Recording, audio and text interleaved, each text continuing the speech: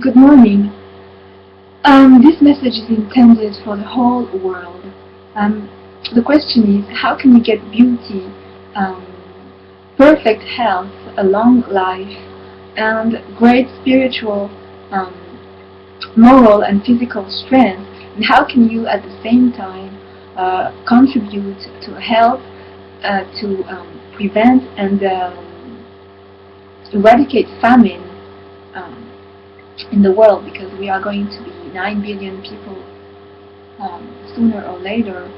Um, this this message is central because it carries the message of masters in different fields, such as the athletic field, the field of arts, the arts and letters, but also the political field, the field of medicine, the field of science, and also the field of spirituality.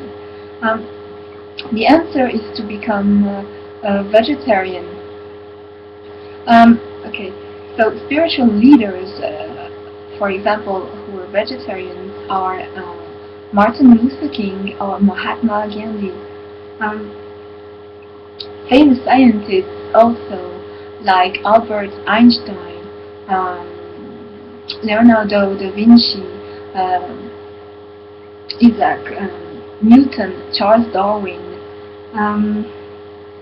high-level sports persons such as Mike Tyson, Carl Lewis, Serena and Williams. As for the field of medicine, Laurent Hubli, who is a Swiss shaman, is a vegan. Hippocrates, the father of Western medicine, well, you have the Hippocrates Health Institute in Florida, the USA. It recommends a vegan diet. So as for actors, artists, filmmakers, James Cameron is a vegan. You have Brad Pitt, Richard Gere, Jude Law, Madonna, Michael Jackson, Larry Merlin Jr., who is the drummer of the group U2, Natalie Portman, also Claudia Schiffer, okay, Kate Moss. Okay, so what are the 9 golden reasons to become a vegetarian? The first reason is a medical reason. The dietetists of Canada and the ADA, which is the American Dietetic Association,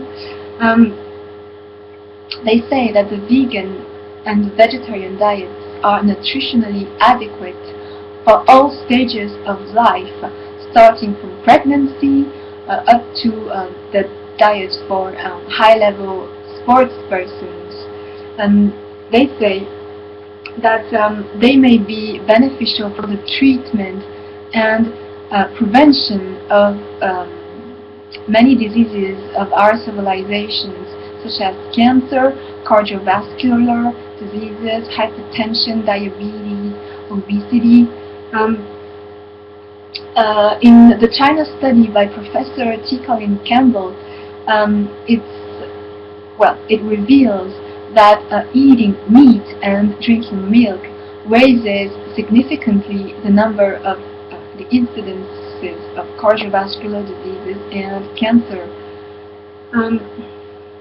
Professor Dean Ornish from the Institute of Preventive Medicine in California said that if we want to find the fountain of youth for ourselves, a major change in our lifestyle can be necessary. That is, to have a vegan diet and exercise. Okay. So the second reason is saving money. You can save up to $382 per year when you become a vegetarian. The third reason is saving the environment. Okay, so it takes 15 pounds of plants to produce 1 pound of meat. takes 15 times more water to produce meat than to produce plants. So 15 plus 15 multiplied by 9 billion is just not a sustainable diet. 40% of the population in the world suffer from water shortage, at least for a month per year. Okay, so the fourth reason is an ethical argument. Just watch the documentary Earthlings. You will see the cruelty and suffering of animals in slaughterhouses. It's horrible and it's really unnecessary because we have meat isn't necessary for us to live. We need to combine grains such as red beans, and you combine cereals and you have all the amino acids which produce the vegetarian proteins. That's doctor who's a nutritionist who says that. Okay, so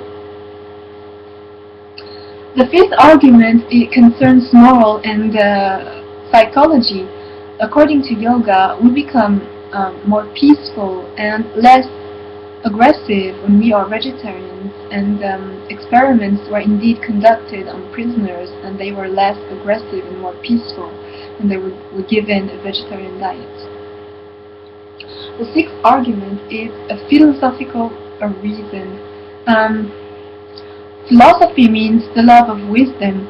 Plato and Socrates, who were Greek philosophers, they were vegetarians. So wisdom and vegetarianism is linked.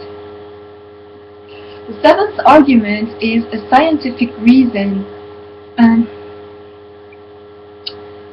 So Herbert Reeves, who is a Franco-Canadian astrophysicist, he says that if all the people in the world ate as much meat as Westerners, well, only 1/3 of the world population would be fed.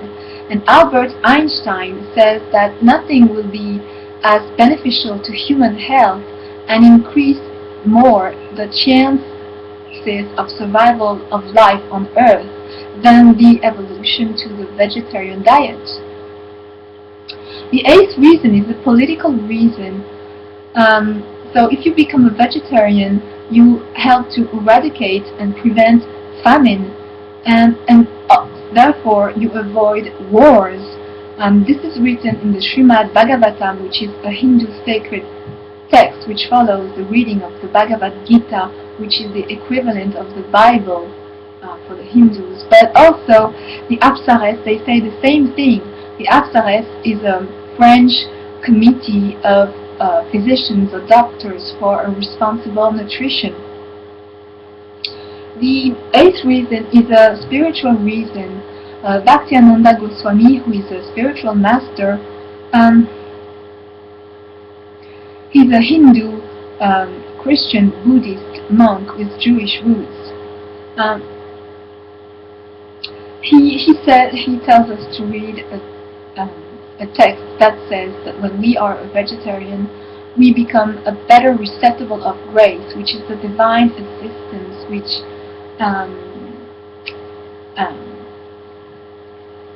leads to salvation. He recommends us to read Christian Vegetarian Saints by Dr. Holly Roberts. Buddha, Confucius, Krishna and Jesus were also vegetarians. Jesus, in the Gospel of the 12 Apostles, he said that he had come to end our offerings of blood and flesh, and that if we did not stop our offerings and consumption of flesh and blood, that God's wrath will not cease in us. The Buddha in the Dhammapada, stands 246-247, he says, the man who destroys life destroys himself completely. Mahatma Gandhi says that a perfect vision of truth with a big T, or God, can only follow a complete realization of ahimsa. Ahimsa is non-violence or a peaceful relationship with all beings. So, linked to this reason is a pragmatic reason. On the level of your circuits of creativity, the increase in energy that you have when you become a vegetarian, even with a strong vegan tendency, well, it allows you to be more helpful, for yourself and for others, and to do more selfless service. Okay, I'd like to end this presentation with two quotations. The first is from the Mahabharata, which is a Hindu sacred text. It says, those who wish to own an exquisite beauty, a long life, a perfect health, a good memory, and great morals, physical and spiritual strength, they must entirely refrain from eating flesh, animal flesh. Who can be more cruel and more selfish than the one who wants to feed his own flesh with that of innocent animals? After carefully considering the disgusting origin of the meat and cruelty of the captivity and the killing of living beings, let us refrain entirely from any consumption of flesh. And Amma, who is a spiritual leader whose charitable organization has an advisory role at the UN, she says the only way to peace is through love and compassion. So thank you and for your time, and may all beings be happy.